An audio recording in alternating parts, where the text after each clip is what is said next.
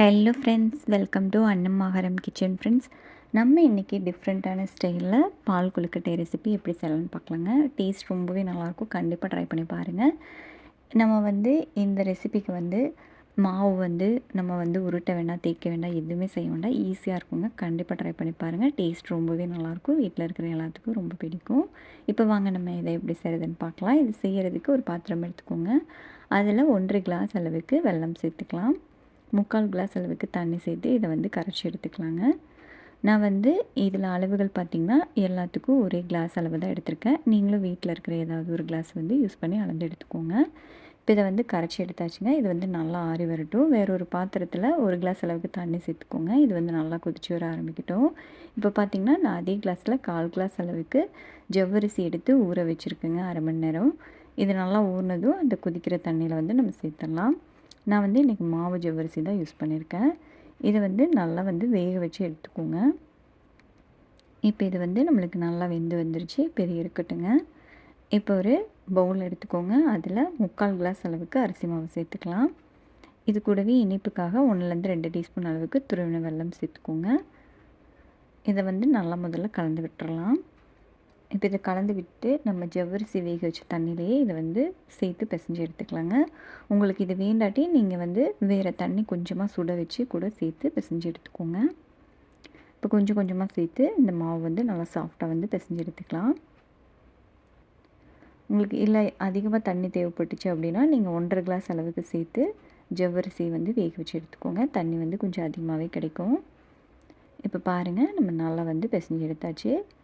இப்போ நார்மலாக நம்ம கொழுக்கட்டை செய்கிறதுக்கு இந்த மாதிரி மாவு எடுத்து உருட்டி இந்த மாதிரி நம்ம தேய்ச்சி எடுக்கணுங்க. இது கொஞ்சம் அதிக டைம் எடுக்கும்.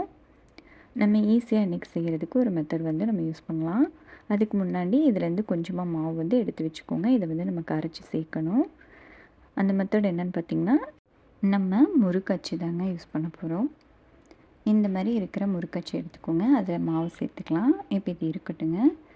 நம்ம இந்த கொஞ்சமாக மாவு எடுத்துருந்தோம் இல்லைங்களா, அதை வேற ஒரு பவுலில் சேர்த்துட்டு ஒரு 1/2 கிளாஸ் அளவுக்கு தண்ணி சேர்த்து இதை கட்டிகள் இல்லாமல் கரைச்சி எடுத்துக்கலாங்க. பாருங்கள், நல்லா கரைச்சி எடுத்தாச்சு. இப்போ இது இருக்கட்டுங்க. இப்போ நம்ம இந்த ஜவ்வரிசி வேக வச்சுருந்த இதுக்குள்ளே 3 கிளாஸ் அளவுக்கு பால் சேர்த்துக்கலாம். இப்போ இதை சேர்த்துட்டு நல்லா கலந்து விட்டுருங்க. பால் நம்மளுக்கு நல்லா கொதிச்சு வரட்டும். இப்போ பாருங்கள், பால் நம்மளுக்கு நல்லா கொதிச்சு வர ஆரம்பிச்சிருச்சு. இப்போ இந்த சமயத்தில் இதை நல்லா கலந்து விட்டுடலாம். இப்போ கலந்து விட்டுட்டு நம்ம முறுக்கச்சை இதில் டைரெக்டாக வச்சு நம்ம சுற்றி விட்டுக்கலாங்க. இந்த மாதிரி கொஞ்சம் கொஞ்சமாக சுற்றி கட் பண்ணி சேர்த்துக்கோங்க. ஈஸியான மெத்தடில் பால் கொழுக்கட்டை நம்ம இந்த மாதிரி செஞ்சுக்கலாம்.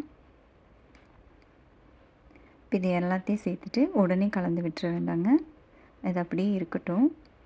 நான் கொஞ்சம் மேலே இருந்தங்காட்டி அதை அந்த பாலில் மூழ்கிற மாதிரி மட்டும் செஞ்சுருக்கேன். கலந்தெல்லாம் விடல. உடனே கலந்திங்கன்னா நம்மளுக்கு எல்லாமே கரைஞ்சிரும். இப்போ இது ஒரு 5 நிமிஷம் நல்லா கொதிச்சிருச்சுங்க. இதை இப்போ ஒரு தடவை நல்லா கலந்து விட்டுக்கலாம். இப்போ இது நல்லா வெந்து வந்துடணும். இப்போ பாருங்கள், ஒரு 7 நிமிஷம் ஆயிடுச்சு. 7 நிமிஷம் கழிச்சு பார்த்திங்கன்னா நம்மளுக்கு நம்ம போட்ட கொழுக்கட்டை நம்மளுக்கு நல்லா வெந்துருச்சு. இப்போ இதை நல்லா கலந்து விட்டுட்டு நம்ம செக் பண்ணி பார்த்துக்கலாம். நம்மளுக்கு நல்லா சாஃப்டாக வெந்துடணுங்க. உங்களுக்கு வேகலைன்னா திரும்ப கூட 2 நிமிஷம் வேக வச்சு எடுத்துக்கோங்க. பாருங்கள், நம்மளுக்கு நல்லா வெந்து வந்துருச்சு. இப்போ இதை நல்லா கலந்து விட்டுட்டு நம்ம அடுப்பை லோ ஃப்ளேம்லேயே வச்சுக்கோங்க. இது ஃபுல்லாக செய்கிற வரைக்கும் லோ ஃப்ளேம்லேயே வச்சுக்கோங்க. இப்போ நம்ம கரைச்சி வச்சுருந்த அரிசி தண்ணியை இது கூட சேர்த்துக்கலாம். இது கூட சேர்த்துட்டு நல்லா கலந்து விட்டுருங்க. இதையும் லோ ஃப்ளேமில் வச்சு ஒரு 2லேருந்து 3 நிமிஷம் மட்டும் கொதிக்க விடுங்க. இப்போ இது இருக்கட்டும். இப்போ பாருங்கள், ஒரு 2 நிமிஷம் ஆயிடுச்சு. நல்லா கொதிச்சு வந்துருச்சு. நம்மளுக்கு அந்த மாவோட பச்சை வாசனைலாம் எதுவும் இருக்காதுங்க. இப்போ நம்ம அடுப்பை ஆஃப் பண்ணிடலாம்.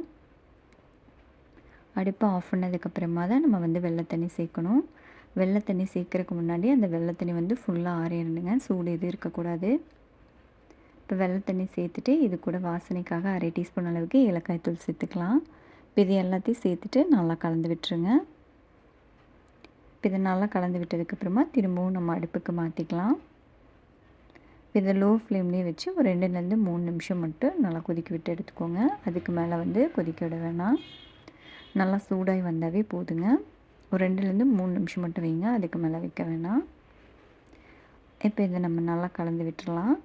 இப்போ தாளிப்பு கரண்டி வச்சுக்கோங்க. அதில் 1 டீஸ்பூன் அளவுக்கு நெய் சேர்த்துக்கலாம். கொஞ்சமாக துருவின தேங்காய் சேர்த்து இதை வந்து நல்லா வறுத்து எடுத்துக்கோங்க. தேங்காய் வறுபட்டதுக்கப்புறமா தேவையான அளவு முந்திரி பருப்பு சேர்த்துக்கலாம். இதையும் சேர்த்து நல்லா வறுத்து நம்ம வந்து ரெடி பண்ணி வச்சுருந்த பால் கொழுக்கட்டையெல்லாம் சேர்த்துடலாங்க. நீங்களும் இந்த விநாயகர் சதுர்த்திக்கு இந்த ஈஸியான கொழுக்கட்டை ரெசிபியை செஞ்சு பார்த்துட்டு எப்படி இருந்துச்சுன்னு உங்கள் கமெண்ட்ஸை மறக்காமல் கமெண்ட் செக்ஷனில் சொல்லுங்கள். இந்த வீடியோ பிடிச்சிருந்தா நம்ம சேனல் லைக் பண்ணி சப்ஸ்கிரைப் பண்ணிக்கோங்க. மறக்காமல் உங்கள் ஃப்ரெண்ட்ஸ் அண்ட் ஃபேமிலி மெம்பர்ஸ் கூட இந்த வீடியோவை ஷேர் பண்ணுங்கள். வீடியோ பார்த்த அனைவருக்கும் நன்றி.